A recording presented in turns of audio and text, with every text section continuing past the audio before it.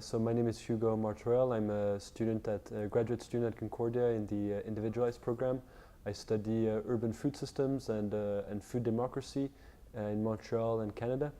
And I was involved. I was a graduate representative in the food committee of the request for proposal process of food procurement of Concordia University. That process was, I believe, in March and during the springtime. Great. So next thing I want to ask you is to describe the request for proposal process itself in general terms, whatever you feel about that. If you want, you could take a minute, or I don't know if you want to. Yeah, well, I'll jump right away. Well, what I can tell you about the RFP process is that it's a public document. The university issues a request for proposal process, which is technically opened to all private actors, food service providers. And in the RFP, the university issues some criteria that need to be respected by the food service providers.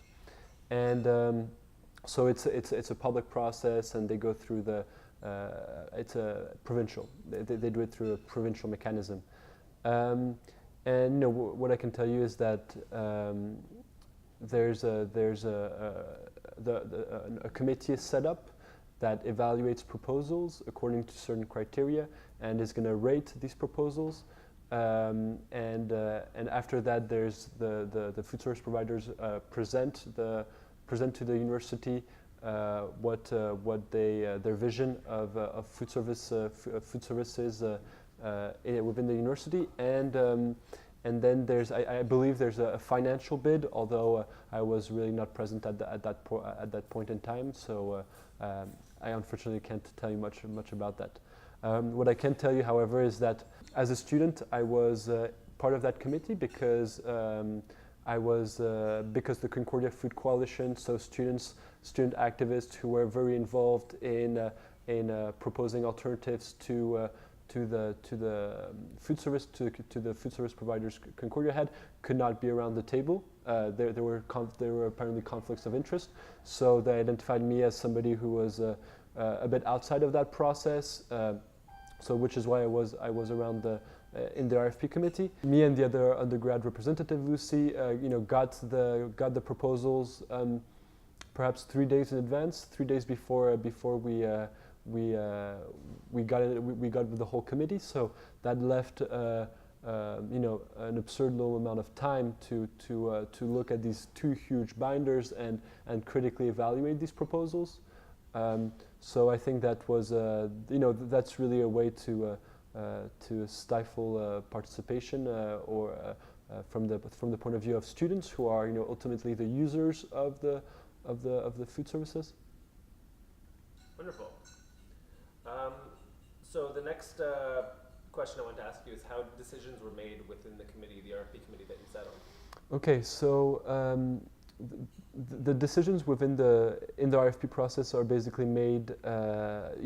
Each person, you go through different chapters of the RFP, and each chapter or each section has different criteria, and then you evaluate whether the proposals fit with these criteria, and each person will issue a grade, right, on 100. And if there is a bigger difference than 15% between the highest grade and the lowest grade of the people around the table, there needs to be a discussion and a consensus that's formed. I think that that's how the decisions are made in the first part. In the first phase, and then as I was saying earlier, is that I wasn't present in the second phase, or I wasn't kept updated about what was the process. But I think that there's from what I understand, there's a financial bid which will multiply the grade that was given by the RFP committee and then the food service providers are reevaluated with that new number. So was your input and your decisions well received by the committee? I think it was. However, the need to build a consensus kind of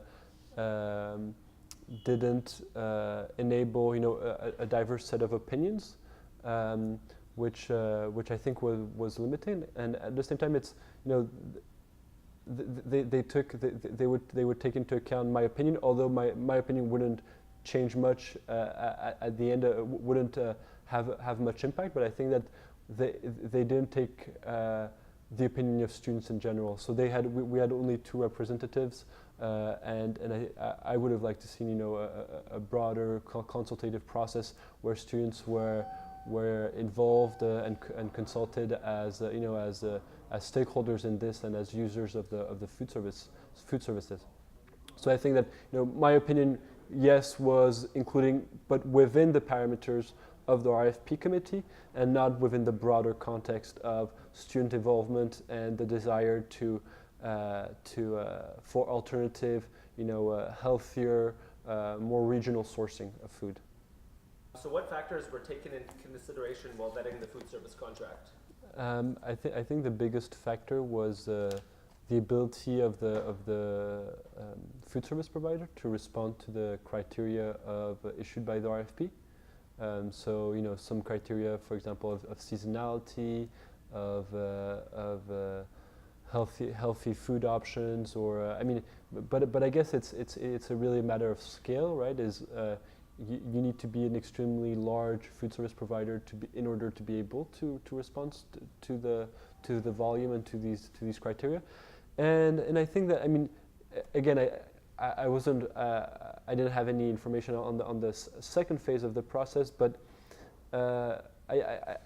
you would say a kickback. How much money how much revenue the university is generating from this contract. So that's probably also one big factor for the university.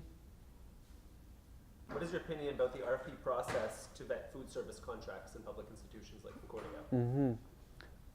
Well, I think the challenge for universities, which are big entities, that have several dozens of thousands of students, the challenge is to get outside of the framework of having larger private entities being the food service providers, and really aggregating the contract in such a way that it's well, first you need that scale, but aggregating the how do you call that, reparations, or aggregating the renovations with the catering, and food service in the residences and on different places around campus. So I think the sheer size of the RFP was problematic.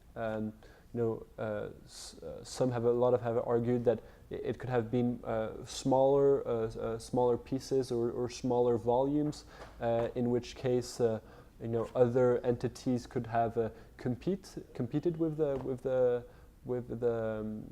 larger food service providers.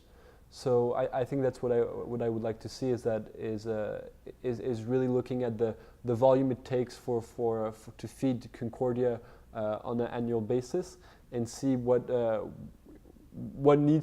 could go through smaller food service providers. So what would you change, or what would you keep the same while doing an RFP process at another time? Sure. So, well, on one hand, I would go deeper within the criteria that were set up by Concordia University in terms of sustainability, where it comes from, and so I would make these criteria. I would go deeper within these criteria, and also I would make the contract perhaps separated in smaller volumes, so separate residences from spaces on campus, from catering, and also having a more long-term vision of how to feed a campus like Concordia, and that includes bringing in student voices, from the beginning. and having a structure of governance which where all the users and the stakeholders are present around the table. Great. So were you happy with the outcome of the RFP, and why or why not? Well, the outcome of the RFP was what I was unhappy about was that the outcome of the RFP was predetermined from the beginning, in the sense that we only had two proposals, and one of them was the food service provider of Concordia for 11 years. So I think that there wasn't a lot of surprises, and there still aren't any signals that beyond how we buy how the university procures itself food, is what is going to be the governance of the food system within Concordia. Okay, considering you signed a non-disclosure agreement, is there a lot that you've been prevented from saying that you are not saying today? No, I think a lot of the information that I said was public information with the RFP process. We know that who won the contract. I mean, a lot of it is self-explanatory, I think. No. Wonderful. So then, this is more of a personal question, I guess, outside of the RFP context. But I'm wondering what you would think would be an ideal food system at Concordia University.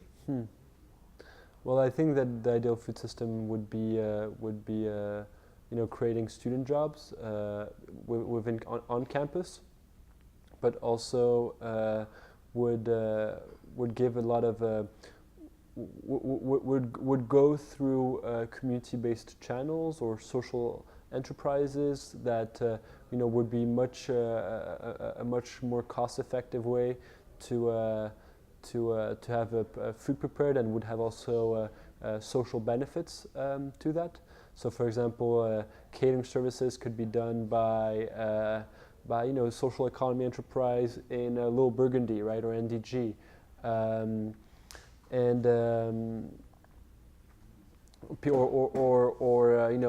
integrate that with social reinsertion programs. So I think that there's still untapped potential there. A lot of student groups have proposed alternatives with student co-ops and cafes, and I think that's definitely signaling.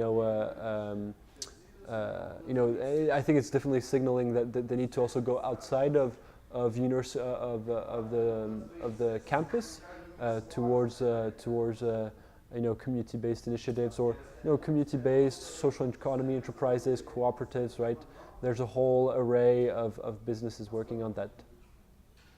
So is there anything that you haven't talked about the RFP process that you'd like to discuss with us? Yeah, I think it's important. The RFP process is something that seems punctual for a lot of students, because it happens once during their 3, 4, 5 years on campus, but it's been going on for actually 15 years, right? That the university picks a larger food service, large scale private multinational food service providers. So I think that it's keeping and the RFP process is just a manifestation of how universities and public institutions are entering, are basically subsidizing the private sector, basically the largest corporations. So yeah, I think it's important to keep the more, like, let's say, historical, or just a larger have an idea of the larger process, but also see it as how the university, what is the paradigm of the university, how the university consults its students on other matters than food services, and I think that how the university administration works, right? Is it it's a very it's a bureaucratic structure that perhaps needs to be more adaptive, more agile, and in order to do that, well, then it's a process, and where does Concordia University see itself in 2025, in 2030? what's its visions for it, what is its vision for itself, and what are the visions of its students, and is there a common ground which we can move forward on. Great. Well, that was the questions regarding the RFP. Mm-hmm. I know that you worked with Food Secure Canada and other organizations. Mm-hmm. Also. I don't know if you want to describe some other aspects of more of like the bigger picture that you've been working on. You could relate this to the RFP, or you could relate it to your work at Concordia. So on one hand, well, with respect to like institutions, there's a study that's being an assessment that's being done in the health sector, in the educational sector, in the municipal sector, and so the Ministry of Agriculture with an agency based in Montreal are doing an assessment of how could what are their purchasing practices. And we're realizing that it's an extremely complex system. So I think that although we want to build social economy alternatives, the picture, the assessment of it is extremely complex. So I think that there's this bit of a gap that's there. Another thing is there's there are at the municipal level, well, in September, right, there's going to be the first public consultation on a food policy council in Montreal. So I think that university strategies need to really keep their eye open to what's happening on the island of Montreal, and in terms of municipal directives. I wouldn't be surprised if in the next 2 years, either from the provincial level or from the municipal level, universities or other public institutions have the directive to, get 50% local procurement. And so getting ready for these kinds of directive. I think these directives would be opportune. Would come at a good timing. Could you describe some of the ideas that you had about alternative food systems? Mm-hmm. So how I think of alternative food system is on one hand is about supply chains. So it's the logistics of from farming to transportation to aggregating food products and redistributing them within the city.